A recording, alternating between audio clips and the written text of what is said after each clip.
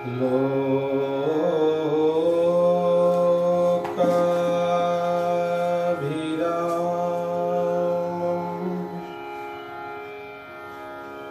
रणरङ्गधीरम्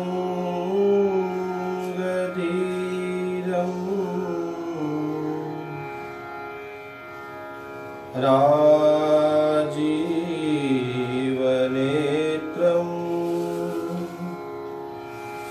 रघुवंशनाथम्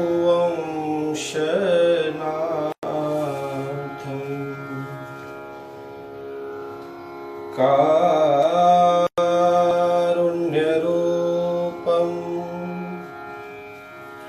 करुणाकरन्द्रम्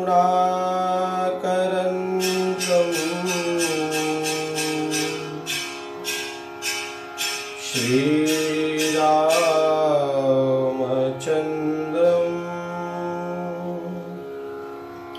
शरणं प्रपद्ये।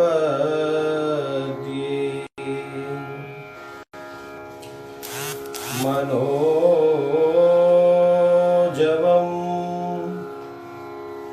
मारुततुल्यवेगम्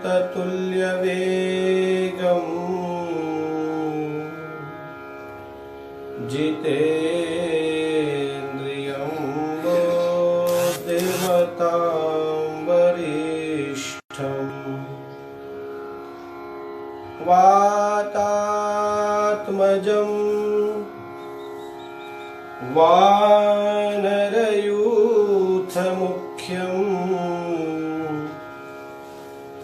श्रीरामदूतं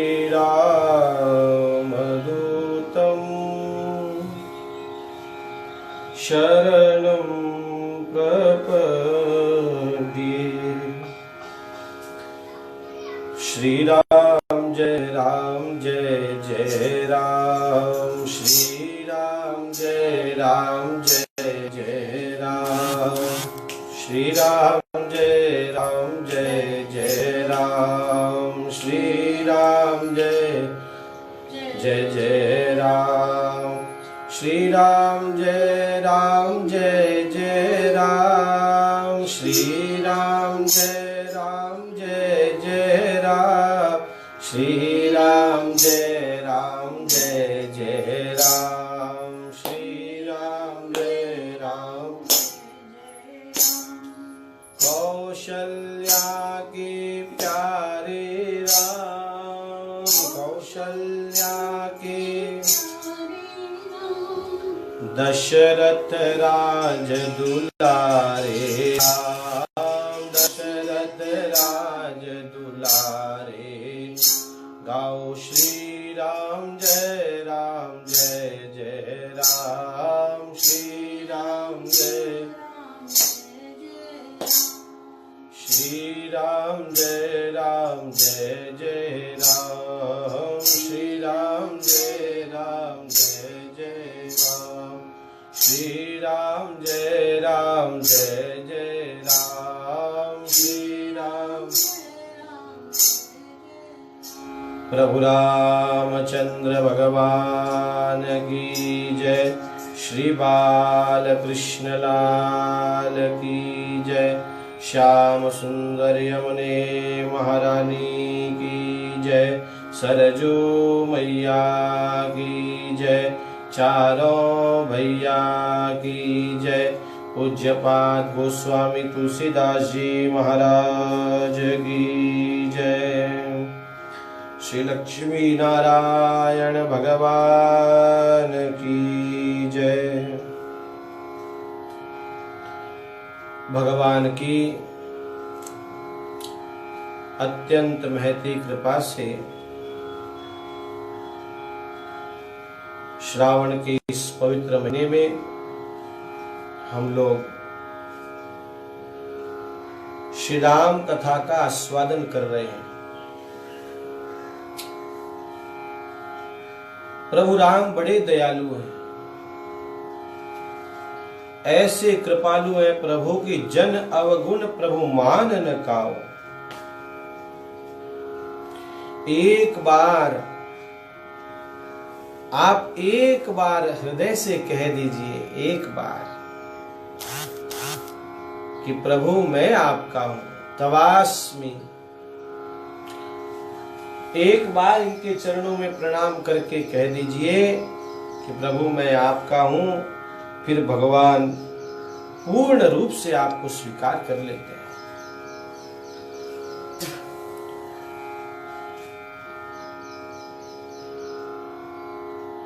आज कथा में प्रवेश करें उसके पूर्व आप सभी भगवत भक्तों का हृदय से स्वागत और आप सभी भगवत स्वरूपों को हृदय से प्रणाम।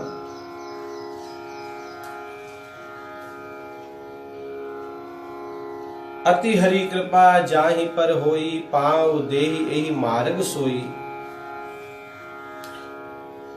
भगवान की कृपा नहीं, अति हरि कृपा।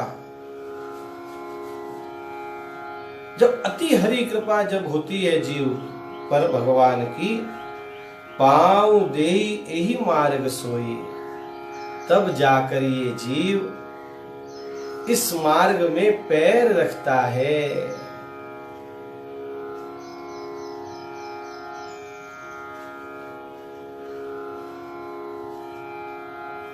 मानस जी में प्रवेश करें उसके पूर्व स्कंद पुराण की एक कथा प्रभु की।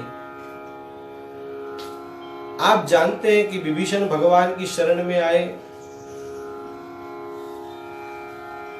राम सुकंठ विभीषण दो आगे आएगा, आप सुनेंगे। और भगवान ने विभीषण का राज्याभिषेक करवा दिया। स्वयं भगवान अयोध्यापति अयोध्या की गादी पर राजाधिराज विराजमान होकर बैठे हैं। कुछ समय बीता। विभीषण का नियम,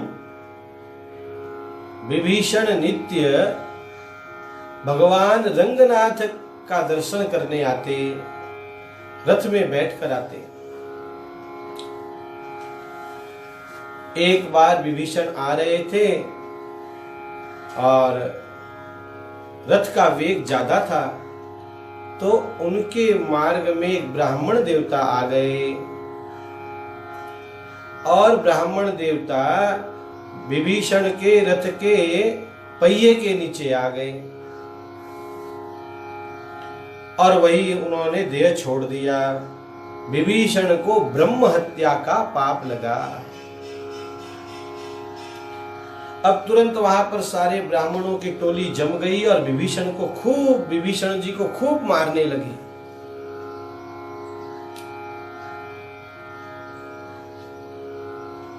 लेकिन विभीषण मरे ही नहीं, तलवार से काटे, इससे विभीषण मरे ही नहीं, क्योंकि भगवान ने तो अखंड आशीर्वाद दे रखा है विभीषण जी को। तब सब लोगों ने विचार किया, देखो भाई ये तो मरता तो है नहीं, तो ऐसा करो इसको एक गुफा में बंद कर दो और इसका अन्न पानी बंद कर दो। विभीषण जी को एक गुफा में बंद कर दिया गया। उनका अन्न जल सब बंद है। नारद जी के द्वारा प्रभु को पता लगा। बहुत ध्यान से सुनिए। हाँ, नारद जी के द्वारा प्रभु को पता लगा कि विभीषण जी को एक गुफा में बंद कर दिया गया है। भगवान तुरंत श्रीरंगम आए तो सारे ब्राह्मणों ने मिलकर भगवान से शिकायत की और भगवान से कहा कि उसको मृत्यु दंड दीजिए आप। भगवान ने कहा दिखाओ तो सही पहले है कौन। और जब विभीषण जी को सामने लाया गया तो प्रभु ने कहा अरे ये तो मेरा भक्त है। अब प्रभु ने ब्राह्मणों से कहा देखो भाई, सेवक से कोई गलती होती है तो उसका दंड स्वामी को मिलता है।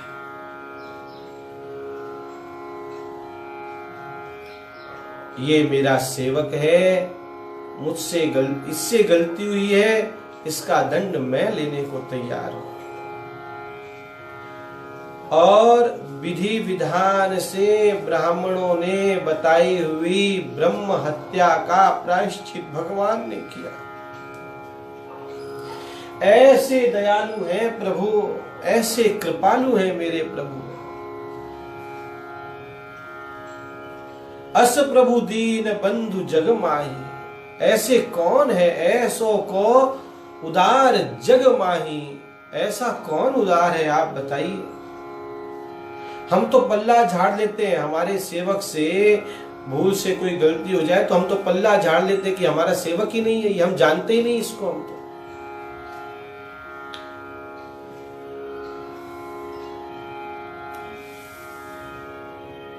इसलिए बड़े भाव से, प्रेम से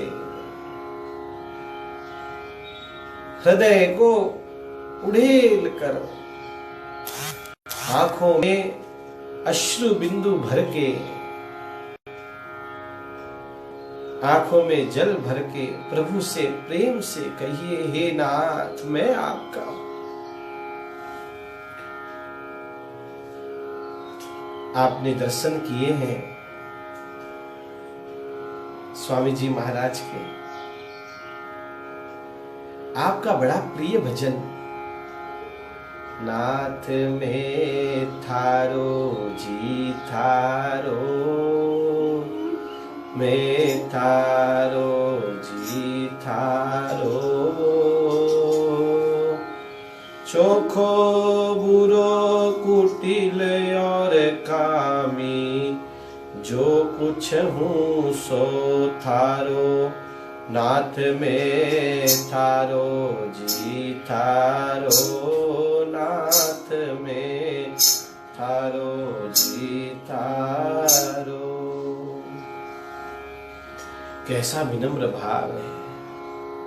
और क्या कहे, अरे बुरो बुरो मैं बहुत बुरो हूँ, आखिर टाबर थारो, राम जी बुरो बुरो मैं बुरो हूँ, आखिर टाबर थारो, बुरो कुहा कर मेरे जास्यूं, नाम बिगड़ सी थारो, नाथ में थारो जी थारो, श्याम में थारो जी थारो, रे राम में थारो जी थारो। कहिए, भगवान से कहिए, हे नाथ मैं आपका हूं, हे प्रभु मैं आपका हूं, जैसा भी हूं प्रभु। एक और आप विश्वास मानिए, आप विश्वास मानिए। एक बार जब आप प्रणतपात हो जाते हैं प्रभु को, एक बार जब प्रभु से कह देते हैं कि प्रभु मैं आपका हूं, फिर सारी चिंता जीव की भगवान ले लेते हैं। बस हम लोगों को भरोसा नहीं है, हम लोगों को दृढ़ विश्वास नहीं है। ऐसे कृपालु, ऐसे दयालु प्रभु की कथा कोई जन्मों के पुण्य है हम लोगों के कि हम लोग श्रवण कर रहे हैं। आप जो भी इस समय श्रवण कर रहे हैं, अथवा कथा पूरी होने के बाद आप फेसबुक पर इसको आप श्रवण करेंगे, तो देखो श्रवण करने का फल तो है ही, उससे दुगुना फल है आप उसको लाइक करिए। नीचे ऑप्शन दिए हुए हैं, लाइक करिए। उससे दुगुना फल है कि आप कमेंट करिए, कमेंट लिखिए, जय सिया राम लिखिए, जय श्री कृष्ण चंद्र भगवान की जय लिखिए, श्री राम शरणम लिखिए, कमेंट बॉक्स में कमेंट लिखिए। और उससे दुगुना फल है कि आप प्रभु की इस कथा को शेयर करिए। ये 3 ऑप्शन दिए रहते हैं नीचे, लाइक, कमेंट और शेयर का। शेयर के बटन पर आप क्लिक दबाएंगे तो नीचे ऑप्शंस आते हैं, उसमें ग्रुप में करिए, अपनी प्रोफाइल पे करिए, व्हाट्सएप पे करिए। ताकि ज्यादा से ज्यादा लोग भगवान की कथा से जुड़ सकें। और जितने लोग आपके कारण भगवान की कथा से जुड़ते हैं उनका पुण्य आपको मिलता है। जाने अनजाने में सहज हमारे पुण्यों का बैंक बैलेंस बढ़ता चला जाता है। ऐसे दयालु प्रभु की कथा कल हम लोगों ने सत्संग की महिमा देखी थी। बिनु सतसंग विवेक न होई, राम कृपा बिनु सुलभ न सोई। सतसंगत मुद मंगल मूला, सोहि फल सिद्धि सब साधन फूला। मंगल भवन मंगल हारी, द्रवहु सुदशरथ अजीर बिहारी।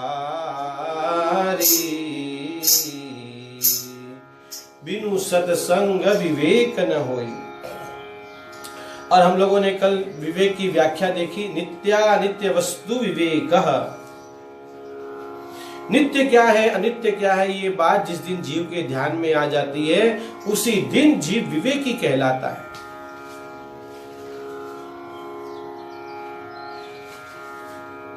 आप एक बात गांठ बांध लीजिए कि इस संसार में सब कुछ अनित्य है।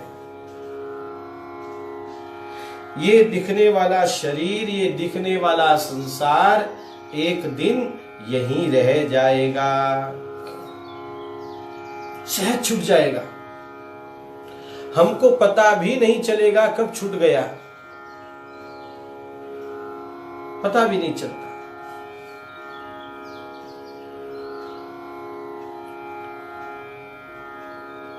तो नित्य क्या है? तो नित्य एक परमात्मा है। सत्संग का फल इतना ही है। लोग अनेक बार कहते हैं सत्संग करने का फल है शांति मिल जाए। लोग अनेक बार कहते हैं सत्संग करने का फल है ये हो जाए। अरे सब सही बात है। सत्संग का मूल फल है कि जीवन में भगवत ज्ञानोत्तर भक्ति आकर और ये संसार असार है ये बात ध्यान में आ जाए, बस इतनी सी बात है। हमारे राजू तन्ना जी और पूर्णिमा दीदी, मीना जी, सीता देवी,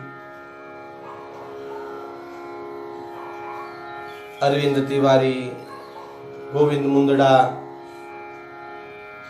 बजाज जी, श्वेता व्यास, पूनम शर्मा, आप सब लोग बड़े भाग्यशाली हैं। और भी जो जीव हैं जो देखेंगे करेंगे।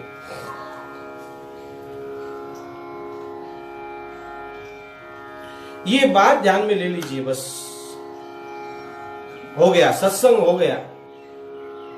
इतनी सी बात ध्यान में आ गई ना कि संसार असार है, परमात्मा ठाकुर जी ही एक सार है, बस हो गया सत्संग। फिर सठ सुधरहि सत्संगति पाई। अरे मूर्ख से मूर्ख व्यक्ति भी सत्संग पाकर सुधर जाता है। कैसे? पारस परस कुधात सुहाई। लोहे को कुधातु कहते हैं, लेकिन जैसे ही पारस का स्पर्श होता है वो सोना हो जाता है। कहां लोहा और कहां सोना, यही तो सत्संग की महिमा है।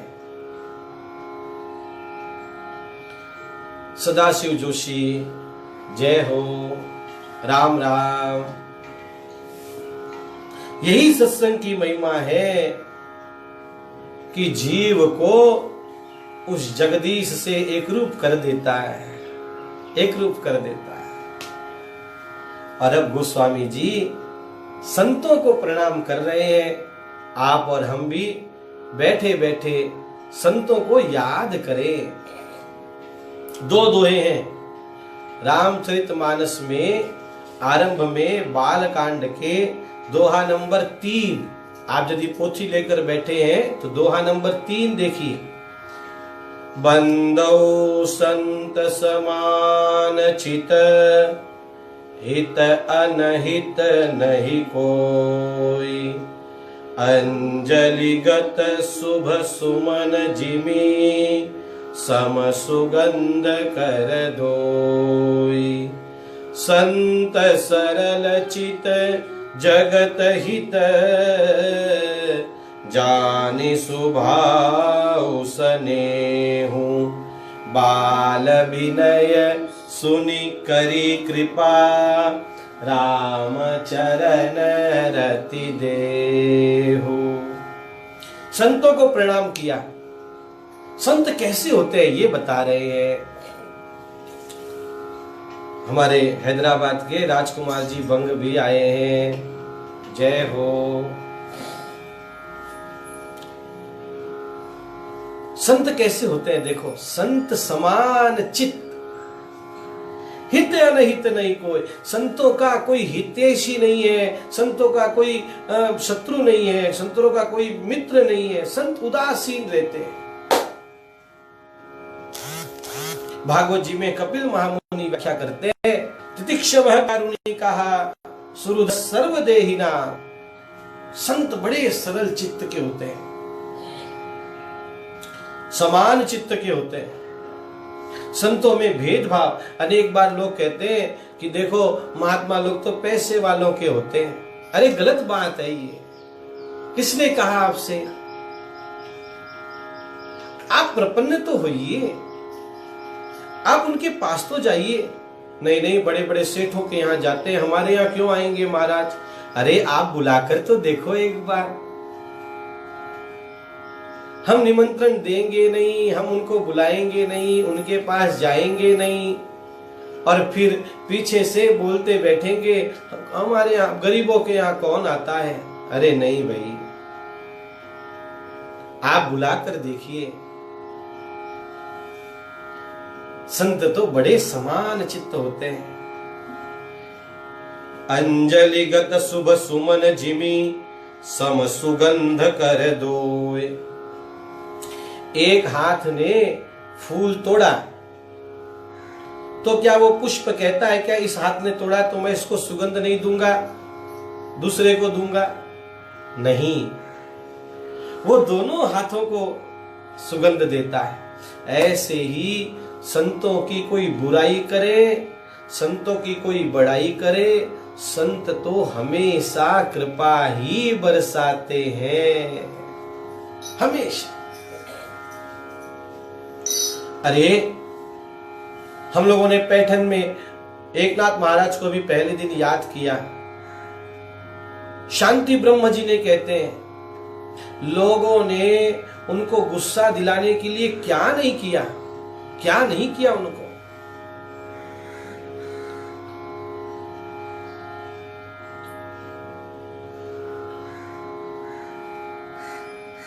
विधर्मी को बैठा दिया और महाराज स्नान करने गए और स्नान गोदावरी स्नान करके आए, उसने महाराज पर थूक दिया। ऐसा कहते हैं कि थूकते थूकते उसका मुंह दुखने लग गया, लेकिन महाराज बार बार स्नान आनंद के साथ करके आते हैं। अंत में वो महाराज के चरणों में गिर गया, रोने लग गया, महाराज क्षमा करा, महाराज क्षमा करिए मुझे। तो महाराज ने कहा अरे क्यों भाई, तुम क्षमा क्यों मांग रहे हो? तो बोला महाराज बहुत बड़ा अपराध किया है मैंने, अरे महाराज ने कहा, अरे भाई तूने अपराध नहीं किया, तूने तो मुझ पर बहुत बड़ी कृपा कर दी। आज तू इतनी बार मेरे शरीर पर तूने पान की ये पिक डाली, ये थूका, उसके कारण 108 बार स्नान हो गया मेरा। 108 डुबकी नहीं, 108 स्नान हो गया मेरा। ये है संतों की महिमा हमारे यहाँ पे। हमें थोड़ा सा कोई गलत बात बोल दे और थोड़ा सा कुछ कर दे, और इसीलिए तो कहते हैं खोदा खादी धरती सहे काट कूट बन राय, परुष वचन साधु सहे सबसे सहा न जा। कितने कितने उदाहरण हमारे यहाँ भरे पड़े, कितने उदाहरण।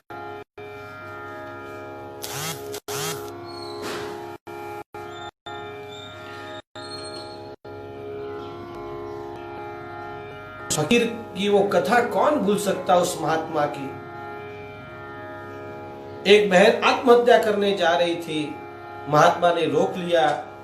क्यों बेटी, क्यों आत्महत्या कर? बाबा, मेरे गर्भ में बालक है और इसका जो पिता है उसने लेने से इनकार कर दिया। अब मैं क्या कहूं लोगों से, किसका बेटा है ये?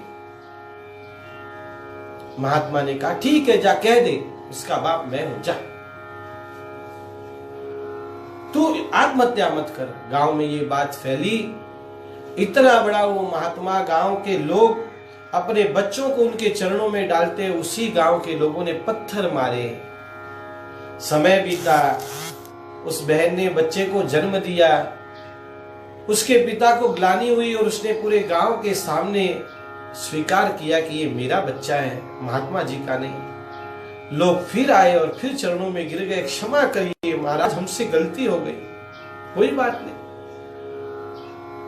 दुनिया तो ऐसी ही है, कभी पूजा करती है, कभी पत्थरें मारती है।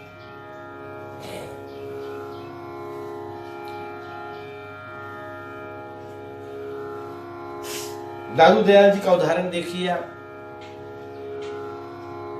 क्या कितने उदाहरण हैं। कहने का भाव इतना ही है कि संतों के कोई शत्रु मित्र नहीं होते। संत तो भगवान में डूबे होते हैं भाई, उनको क्या लेना देना।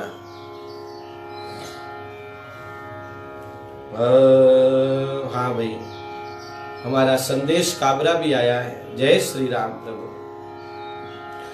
संत सरल चित जगत हित, जानी सुभाव स्नेहो, बाल विनय सुनि करी कृपा, राम चरण रति देव।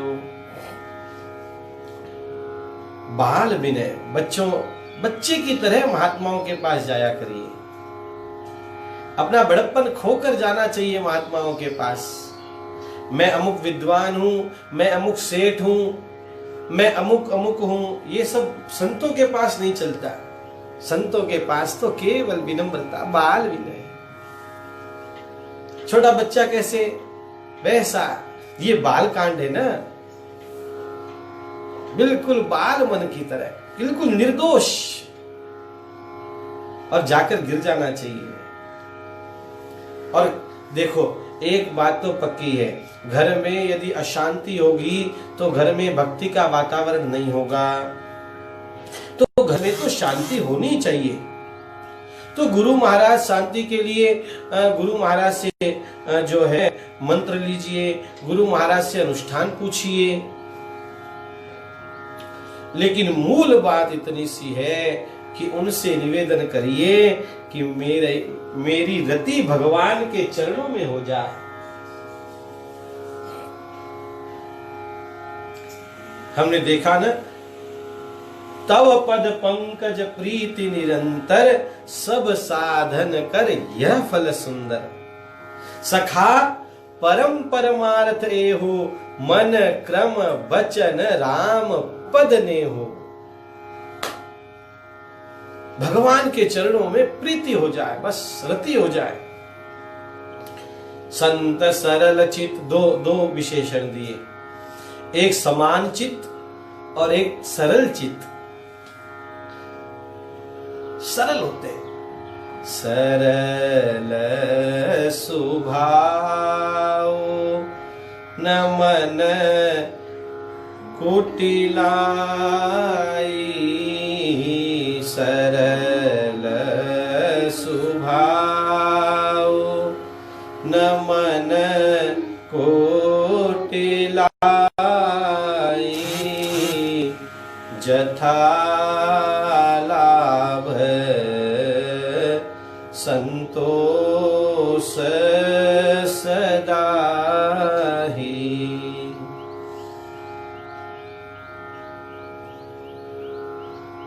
सरल, पूरी रामायण का सार आया इस एक चौपाई में। सरल सब, हमारे इतने गुण हैं, उन गुणों का राजा है ये सरलता। जीवन सरल होना चाहिए, टेढ़ा मेढ़ा नहीं होना चाहिए, सरल होना चाहिए अपना जीवन।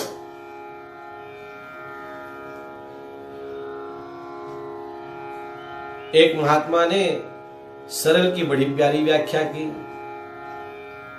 क्या व्याख्या की? देखो सरल में कितने अक्षर हैं, जो देख रहे हैं अभी वो कमेंट लिखिए, सरल में कितने अक्षर? सरल 3 अक्षर है। तो एक महात्मा बोले स से सीता, र से राम और ल से लक्ष्मण। जिनके हृदय में सीता, राम और लक्ष्मण रहते हैं वे ही सरल होते हैं। बोलो सियावर रामचंद्र की जय। हाँ, हमारी सीता देवी ने लिखा है 3 अक्षर।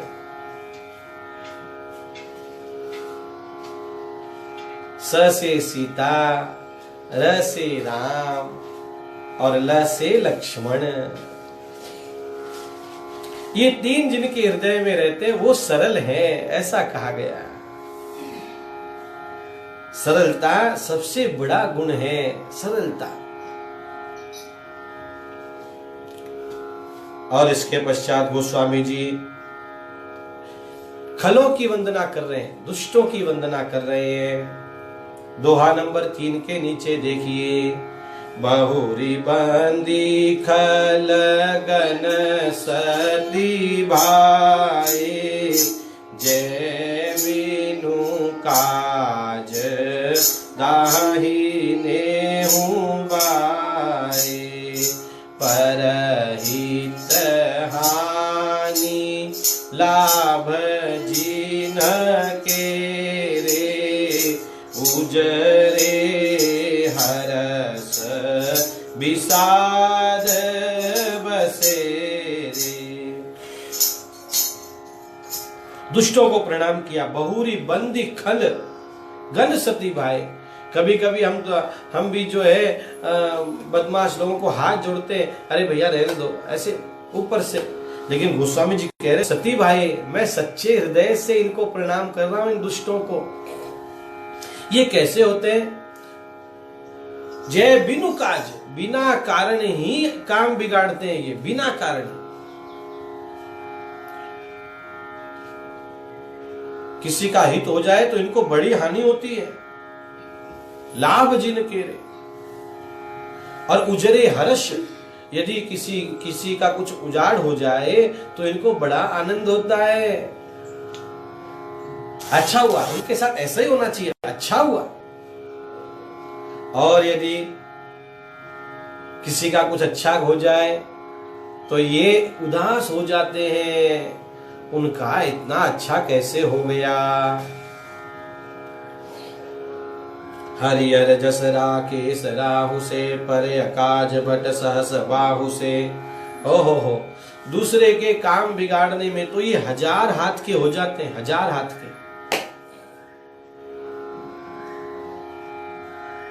एक सहस भाव था वो जिसके 1000 हाथ थे, लेकिन ये दुष्ट ऐसे होते हैं कि दूसरों को के काम बिगाड़ने में पीछे नहीं हटते, 1000 हाथ कर लेते हैं। कहीं ना कहीं से उनका काम बिगड़ जाए बस। जय पर दोष लखई सह साखी, पर हित घृत जिनके मन माखी। आहा, दूसरे के दोष को 1000 आंखों से देखते, अपने भीतर कितने दोष है ये नहीं ध्यान में लाते, लेकिन दूसरे के दोषों को 1000 नेत्रों से देखते हैं। इतना सा भी कुछ को दोष मिल जाए तो बस वो अच्छे नहीं है। और जैसे मक्खी घी में पड़ के सारे घी को खराब कर देती है, ऐसे ये दूसरों के काम खराब कर देते हैं। अरे कुबेर के पास तो धन बहुत है, इनके पास अवगुण बहुत है। अघ अवगुण धन धनी धनेशा। हाँ, हमारी अंजलि लाट मोदी भी आई है। ग्रुप में शेयर करते जाइए भाई, आप देख रहे हैं ना, तो शेयर के ऑप्शन में जाइए और वहां जाकर ग्रुप का ऑप्शन आता है, या फिर अपने प्रोफाइल पर, ताकि और भी लोग इस कथा का लाभ ले सके। गोस्वामी जी कह रहे हैं, कुंभकर्ण समसोवतनी के। ऐसे लोग तो कुंभकर्ण की तरह सोते ही अच्छे हैं। पर काजु लगी तनु परिहरही। ऐसा लगता है दूसरों के काम बिगाड़ने के लिए ही इनका जन्म हुआ है। बंदउ खल जस शेष सरोषा, सहस बदन बरनई पर दोषा। ये सब क्यों कहा जा रहा है? ये सब इसलिए कहा जा रहा है कि गोस्वामी जी एक तो वंदना कर रहे हैं, दूसरी बात ये बातें हम में नहीं आ जाए। ये कैसे है? सहस बदन बर नहीं पर दोषा। दूसरों के दोषों का बखान करना हो तो ये 1000 मुख्य हो जाते हैं। इनसे भगवान की कथा सुनने को नहीं मिलती, भगवत चर्चा नहीं करते, ये अच्छी बातें नहीं करते, लेकिन दूसरों का दोष की चर्चा करनी हो तो तुरंत मुखरित हो जाते हैं। और फिर पुनि प्रणव पृथुराज समाना, पर अघ सुनई सहस दस काना।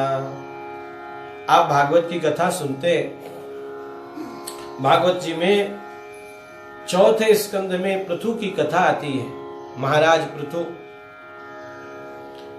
भगवान प्रसन्न हुए और भगवान ने कहा मांगो, क्या मांगते हो? तो पृथु जी ने कहा,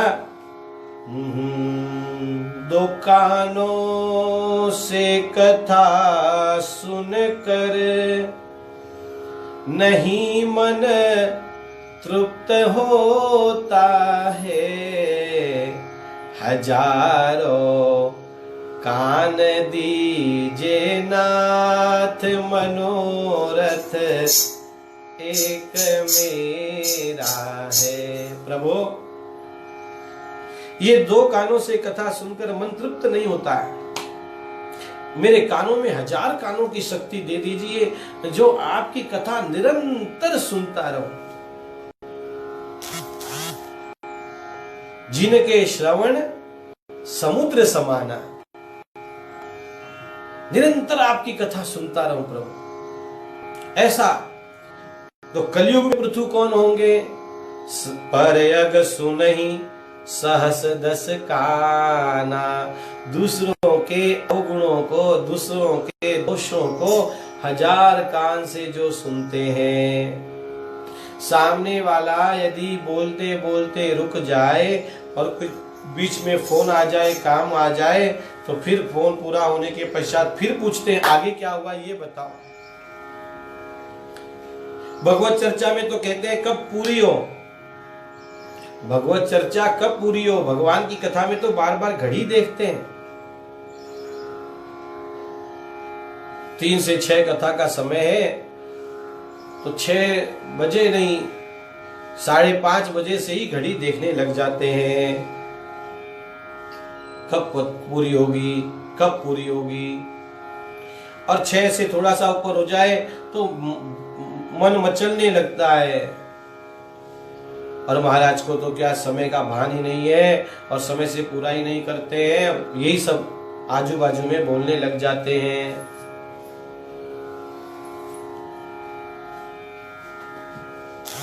और यही दूसरों के दोष की चर्चा हो तो इतना मन लगाकर सुनते कि घंटों 2 घंटों कहां बीत जाते पता ही नहीं चलता।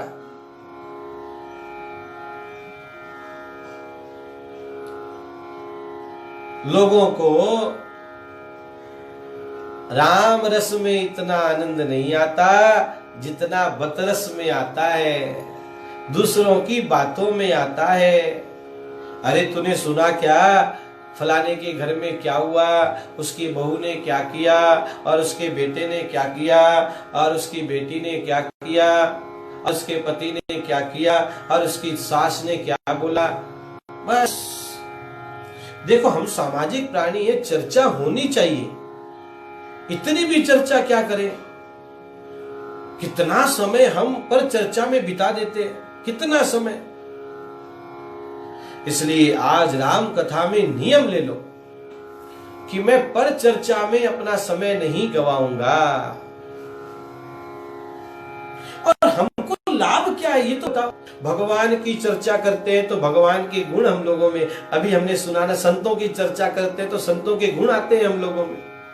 और याद रखिए, हम जिसकी चर्चा करते हैं उसके ही गुण हमें आने लग जाते हैं। इसलिए भूल कर भी दूसरों के दोषों को सुनना नहीं। कोई कहे भी तो बात बदल देना। हमारे एक महात्मा हुए, वो महात्मा कानों में घंटी लगाकर रखते। तो पूछा, घंटी क्यों लगाई है भाई? तो कहते कि यदि भगवान की कोई चर्चा करता है तो बड़े आनंद से सुनते हैं, और कोई पर चर्चा शुरू कर दे तो तुरंत घंटी हिलानी शुरू कर देते हैं कान की कि ये चर्चा हमसे मत करो। ऐसे ही कहना सीखिए। यदि कोई आकर पर चर्चा करता है, किसी दूसरे के दोषों का वर्णन आपके सामने करता है, तो कहना सीखिए, अरे भैया ये बातें रहने दो, हमें मत बताओ बातें। और याद रखिए, दूसरों के दोष सुनने से वो दोष अपने भीतर आने लग जाते हैं। ऐसे कलयुग में पृथु होंगे जो दूसरों के दोषों को 1000 कानों से सुनेंगे, उनको भी हमारा प्रणाम है। बचन वज्र जही सदा पियारा, कठोर वचन जो बोलते हैं वही उनको प्यारे हैं। सहस नयन पर दोष निहारा, फिर वही बात आई, ऐसों को हम लोग प्रणाम कर रहे हैं।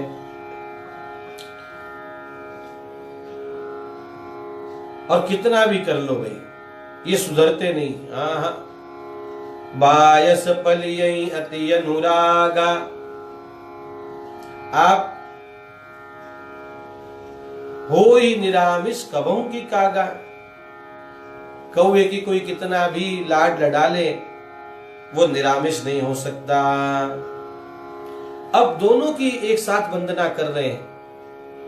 बंदऊ संत अस जन चरना, बंदऊ संत अस जन चरना, दुख प्रद उभय बीच कछु बरना, दुख प्रद उभय बीज कछु बरना।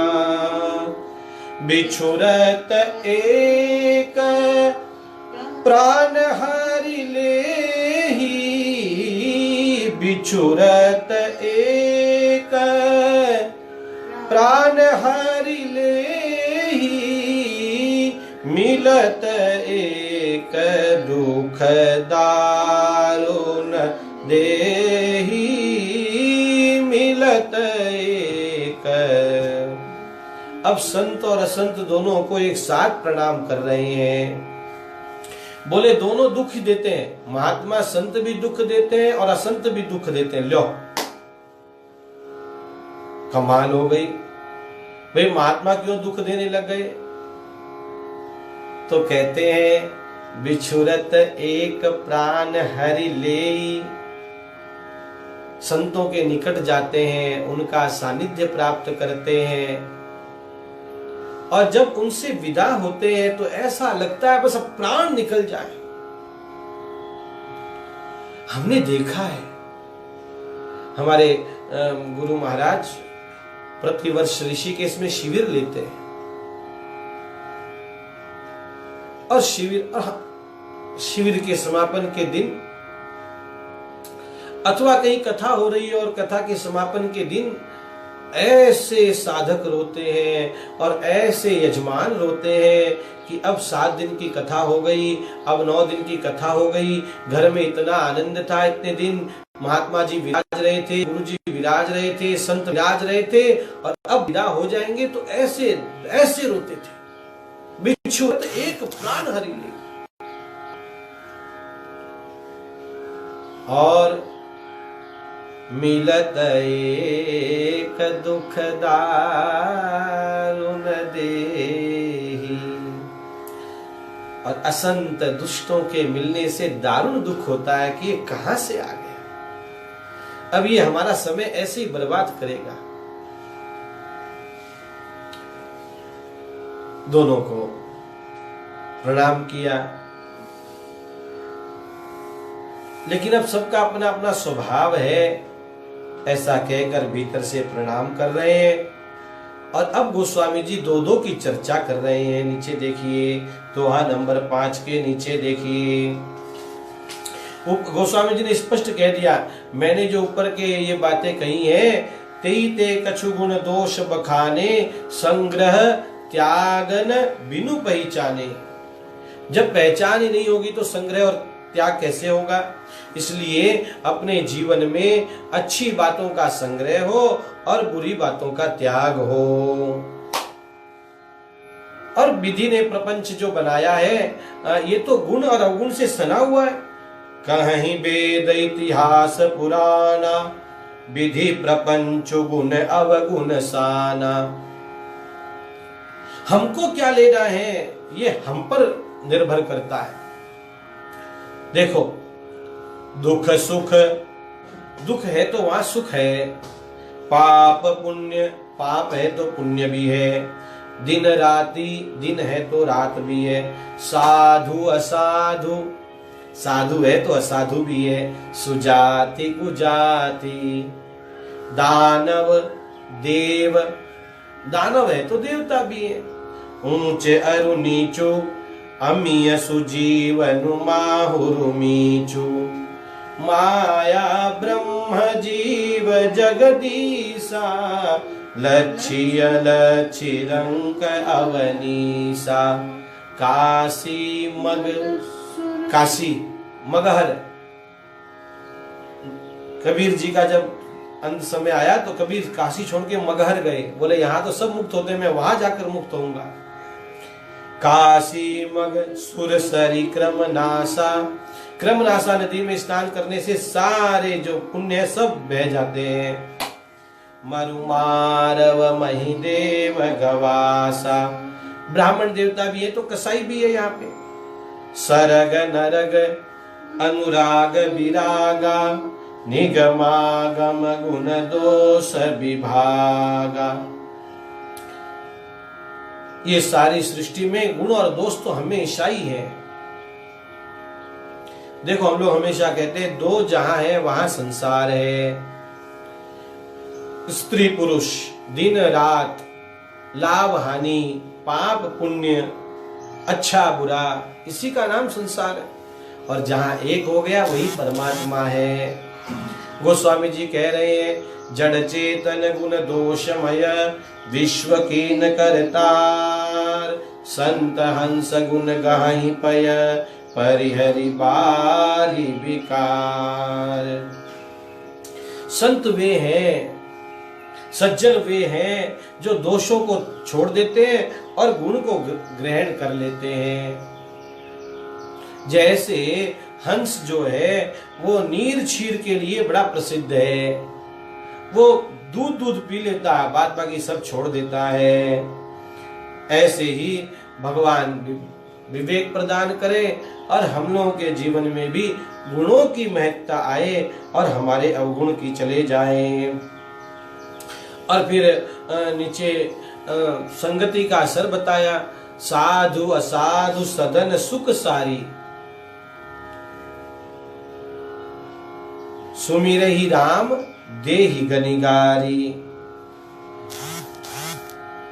एक साधु ने तोता खरीद लिया और एक दूसरे दुष्ट ने भी एक तोता खरीद लिया।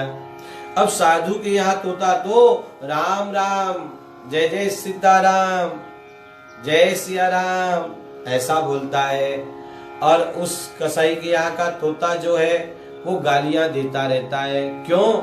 वो दिन भर गालियां सुनता है, इसलिए उसके कानों में गालियां पड़ती है और वो गालियां देने लग गया। और ये साधु का तोता दिन भर भगवान नाम सुनता रहता है, सीताराम सीताराम सीताराम जय सीताराम सीताराम सीताराम सीताराम जय सीता। बोलो, ये क्या हुआ? ये प्रभाव है सत्संगति का, संगति का प्रभाव है। जैसी संगति करेंगे वैसे ही हम रंग जाते हैं। ग्रह भेष जल पवन पट, पाई कुजोग सुजोग, हो ही कुबस्तु सुबस्तु जग, लखई सुलक्षण लो। देखो, कोई ग्रह बुरा नहीं होता, वो किसके साथ बैठा है ज्योतिषी ये देखते हैं, तब कहते हैं कि ये बुरा है आपके लिए, ये अच्छा नहीं है ये ग्रह।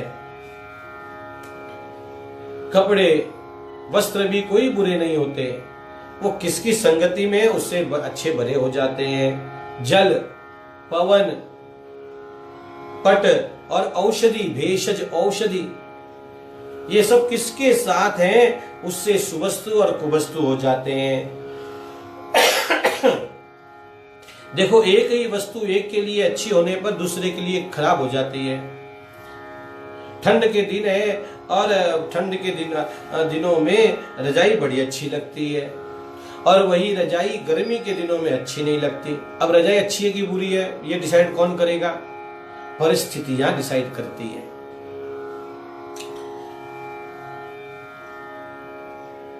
अच्छा, एक बात बताइए, आप जो लोग कथा श्रवण कर रहे हैं, ये बताइए, चंद्रमा अधिक प्रकाश कौन से पक्ष में देता है? शुक्ल पक्ष में कि कृष्ण पक्ष में? चंद्रमा अधिक प्रकाश कौन से पक्ष में देता है? शुक्ल पक्ष में या कृष्ण पक्ष में? सोचिए आप, ज्यादा प्रकाश कौन से पक्ष में होता है? सम प्रकाश तम पाख दुहु, नाम भेद विधि कीन, शशि शोषक तो पोषक समुझी, जग जस अप जस दीन। चंद्रमा का प्रकाश दोनों पक्ष में बराबर होता है, लेकिन एक पक्ष में घटता है चंद्रमा और दूसरे पक्ष में बढ़ता है। तो जिस पक्ष में बढ़ता है हमने उसको अच्छा कह दिया।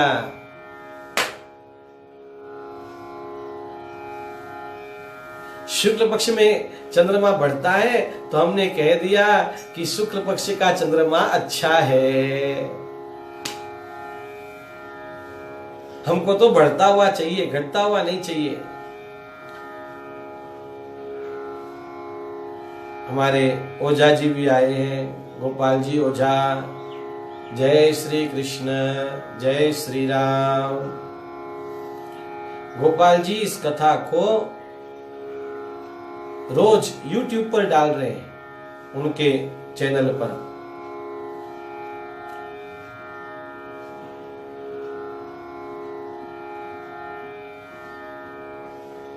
दोनों पक्ष में चंद्रमा समान रहते हैं। लेकिन एक पक्ष को हम अच्छा कहते हैं और दूसरे को कहते हैं कि ये अच्छा नहीं है। ये क्या है? संगति।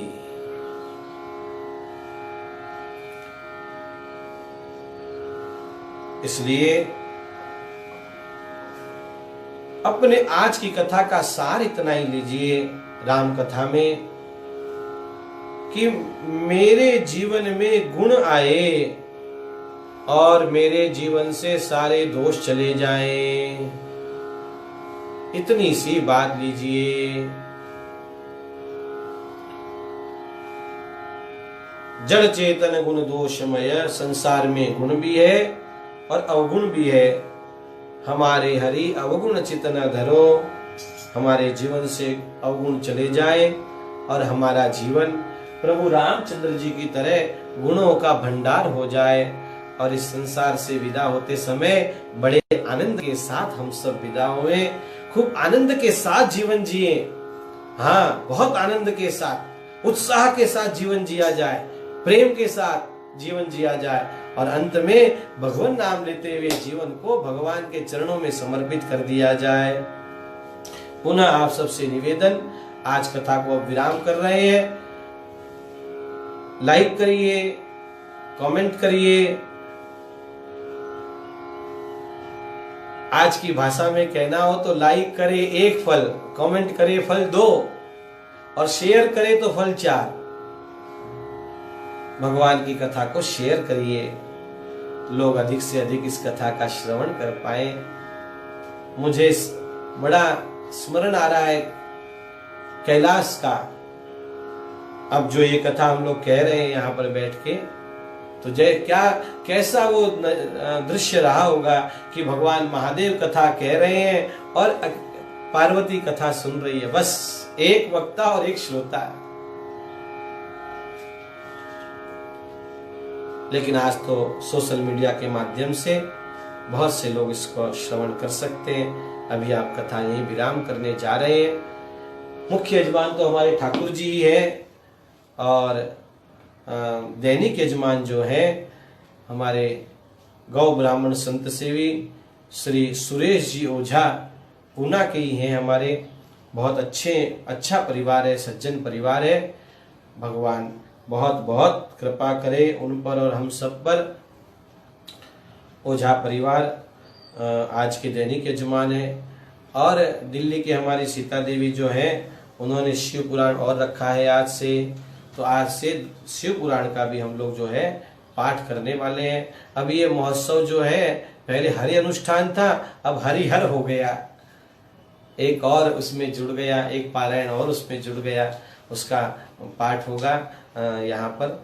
और हम लोग तो राम कथा के माध्यम से सुबह 10 बजे और रात्रि में मत्स्य पुराण के माध्यम से 7 बजे मिलते रहेंगे। भगवान स्वस्थ रखे। आइए अब कथा को यहीं विराम देते हैं 1-2 मिनट के लिए। हरे रामा रामा राम सीता राम राम राम। आज का होमवर्क है, आज की कथा का होमवर्क है। मैं पर चर्चा नहीं सुनूंगा, मैं दूसरों की चर्चा न तो सुनूंगा और न मैं दूसरों की चर्चा करूंगा। हाँ, हमारे हरि किशन जी जाजू भी अब जुड़ गए हैं। आप सब लोग अधिक से देखिए, हम लोगों का कोई नेटवर्क नहीं है भाई, आप ही हमारे तो नेटवर्क है। 1 से 10 ऐसे ही होते हैं। आप सब इसको जो है अधिक से अधिक शेयर करिए। कल सुबह 10 बजे फिर कथा के लिए बैठेंगे, शाम को रात को 7 बजे मत्स्य पुराण के लिए बैठेंगे। हरे रामा रामा राम सीता राम राम राम। हरे रामा रामा राम सीता राम राम राम। हरे रामा रामा राम सीता राम राम राम। हरे रामा रामा राम सीता राम राम राम। हरे रामा रामा राम सीता राम राम राम। सीता राम राम राम सीता राम राम राम। प्रभु रामचंद्र भगवान की जय। श्री बाल कृष्ण लाल की जय। ये प्रभु के दर्शन और अब साथ में ही पोथी जी के भी दर्शन कर लीजिए।